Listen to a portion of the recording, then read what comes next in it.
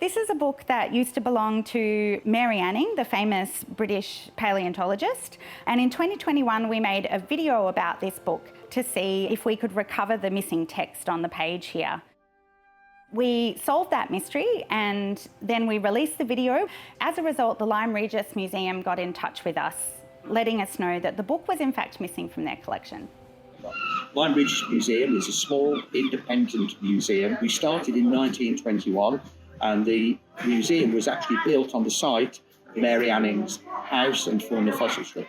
Initially, I was quite taken aback, but yeah, having been able to follow through the whole process from that time to now, when we're preparing to hand the book over, it's actually been really interesting and an unexpectedly positive outcome.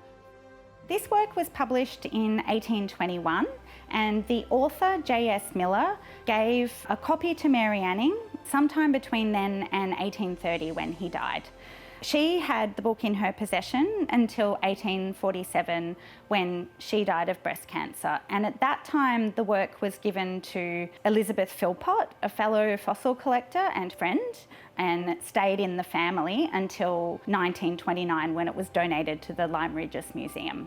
Sometime between the 1930s and the 1970s, the book went missing from the Lyme Regis Museum. It reappeared on the antiquarian book market in the 1980s, and it was purchased by us from Blackwell's in 1985. We were quite unaware of the link to the Lyme Regis Museum. The book was purchased for scientific research rather than its link to Mary Anning. It feels like tying up loose ends, I guess.